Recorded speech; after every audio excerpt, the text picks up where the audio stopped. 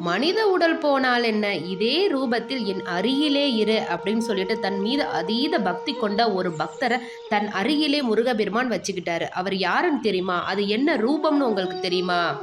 முருக பக்தரான அருணகிரிநாதர் மீது போராமை கொண்ட சம்பந்தாண்டான் அப்படின்ற புலவன் அருணகிரிநாதரை பழி வாங்கணும் அப்படின்னு நினைக்கிறாரு. அதனால சூழ்ச்சி செய்து திருவண்ணாமலை மன்னரான பிரபுட தேவர் மூலமாக அருணகிரிநாதர் தேவலோகம் சென்று பாரிஜாத பூவை பறித்து வர வேணும் அப்படின்னு சொல்லிட்டு கட்டளையிட சொல்றாரு. மன்னரோட கட்டளையாச்சே, மறுக்க முடியுமா? அதனால அருணகிரிநாதர் தன்னோட உயிரை ஒரு கிளியின் ரூபத்துல வச்சுட்டு தன்னோட உடலை திருவண்ணாமலை கோபுரத்துல கிடத்திட்டு தேவலோகம் நோக்கி பறந்து செல்றாரு. இதுதான் அருணகிரிநாதரை பழிவாங்க சரியான சந்தர்ப்பம் அப்படின்னு நினைச்ச சம்பந்தாண்டான் அருணகிரிநாதரோட உடலை எரிச்சிடுறாரு.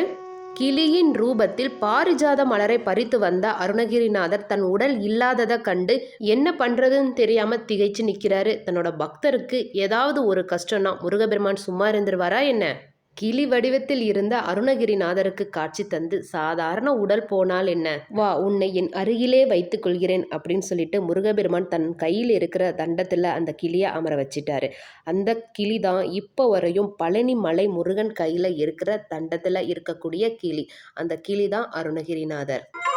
மண்ணானாலும் திருச்செந்தூரில் மண்ணாவே